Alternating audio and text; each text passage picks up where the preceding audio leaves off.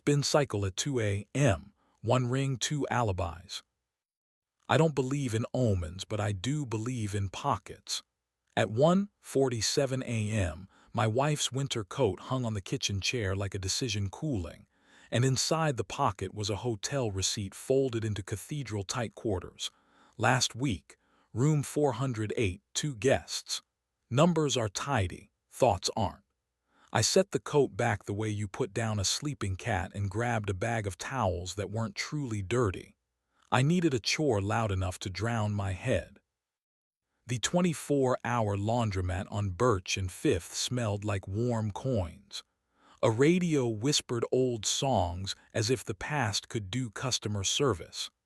I fed quarters to washer 9 and sat by the window pretending cleanliness was a plan. Her reflection showed up first. Dark hair, quick hands, the careful step of someone who knows floors are liars. She pushed the door with her hip, pajama shorts under a jacket, mesh bag over a shoulder. When she saw me, she produced a neighbor-polite smile, the one that remembers an elevator nod but not your last name. 4A, she said, plant that hates mornings, I'm Myra. Noah, I said, the plant and I compete. She poured clothes into washer 11. A ring on her left hand flashed, hid, flashed again, as if keeping its own pulse. Her phone buzzed on the plastic table.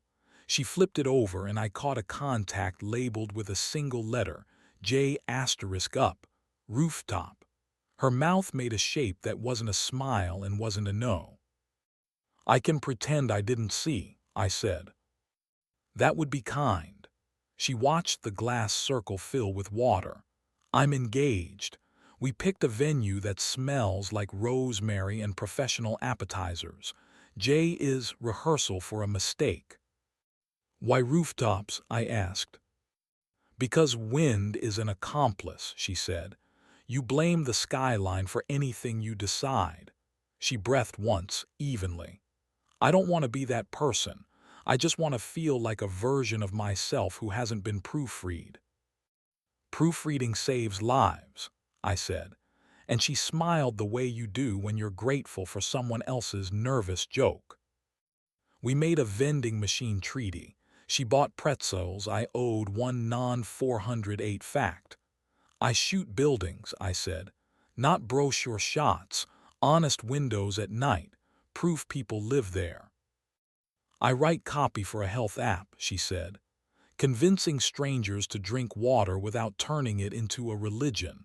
I'm good at coaxing, bad at confessing.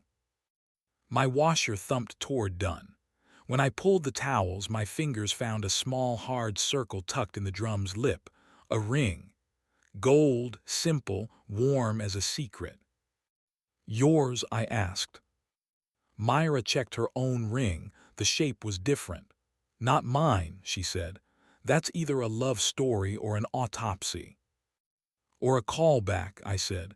Someone's 408. We wrote on the back of a detergent receipt. Found. Ring. If it's yours, text the engraving. We taped the note to the change machine, where people pray to metal, and I slid the ring into the zipper pocket of my camera bag. Possession felt like plot. I wasn't sure I wanted either. Her phone buzzed again. J** outside your building, 2 minutes, just talk. Myra looked at the door like it might start offering advice. What does Daniel say? I asked. He says I'm his future, she said, voice breaking where the soft is. He says mornings and a dog we pretend we don't want.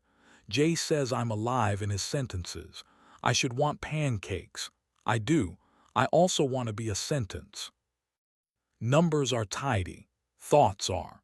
I thought of the receipt, of Tess's grocery lists, the way my wife apologizes with bullet points when she works late, and the way I praise her competence instead of her heat when I'm stupid and tired. I'm not a priest, I said, but I can be a bouncer. For what?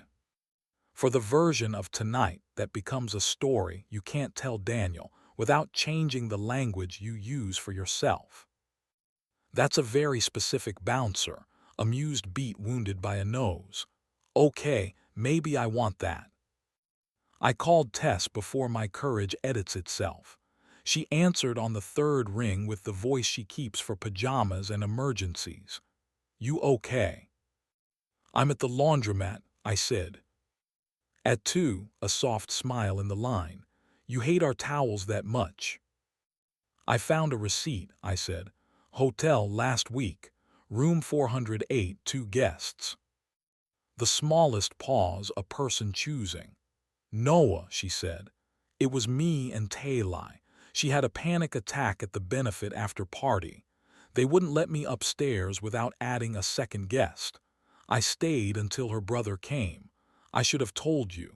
I didn't because asking for belief felt like work, and lately I'm tired of drafting memos about decency.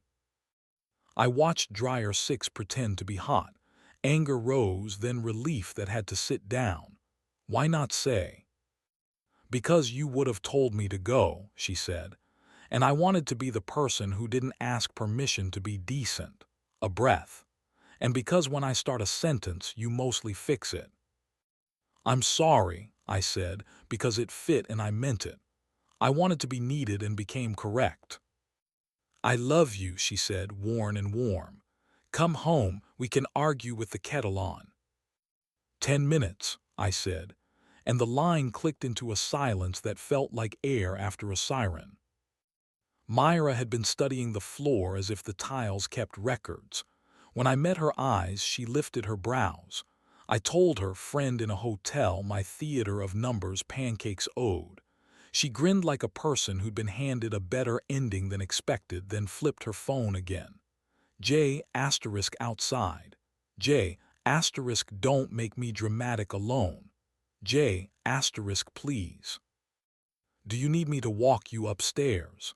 I asked. I can pretend I'm returning a borrowed dryer sheet. I need to send one sentence to the right person first. She typed to Daniel, are you awake? I want to talk about the real reasons I almost did a stupid thing and about the dog we pretend we don't want. The dots bubbled, paused, bubbled, then awake, dog first, then stupid thing, elevator or phone, her face opened, relief is a light fixture turning on. He's home in 20. Red eye. He almost didn't go. And Jay, I asked. She typed, not tonight. Then, after a cliff-shaped beat, or any night. I want the kind of aliveness I can tell the truth about. Send. She placed the phone screen down the way you put a book aside when your eyes are loud. An older man in giant headphones slept over a bag of whites. A teen with pink hair folded T-shirts into quiet. The night, which had arrived with sharp edges, softened. Dryer 6 buzzed like a mosquito with goals. I lifted hot towels against my chest. Myra moved her clothes with steady hands. At the door, cold air tested our resolve. No numbers, she said, no names. No numbers, I said, no names. Keep the ring safe. I'll leave the note. If no one claims it, I'll donate it and trust a stranger to finish the story kinder than we could. Fair, she hesitated. Thanks for being a human bouncer. Thanks for not using the roof as an alibi. We didn't hug, it wasn't that kind of story. She walked toward home like a person stepping back into a sentence. I drove toward mine. Tess had left 2 mugs like chess pieces, a mint bag in one, chamomile in the other. Choose your fighter, she said. Mercy can be small and blazing. I told her about the laundromat, pretzels, the older man, the ring, the neighbor who said no to a roof. And she told me about Taylai in a hotel bathroom, how panic borrows names and forgets to return them. We didn't litigate, we located each other. Before bed, I taped our note by the coin changer. Found ring. Say the engraving so we know it's yours. Text. I hope the engraving still meant something. Morning brought a text from an unknown number. It says, try again tomorrow. He thought it was funny. I thought it was survival. Thank you. I replied, Wash your 9, 7 p.m. I'll leave it with the clerk. A minute later, we're getting married anyway, with better jokes. The night folded itself away. Tess kissed the back of my neck. Breakfast. Pancakes, I said, the kind that forgive. I still don't believe in omens, but I believe in pockets and in the small, hot mercy of finishing a cycle, finding what you didn't mean to lose and choosing who gets to keep it.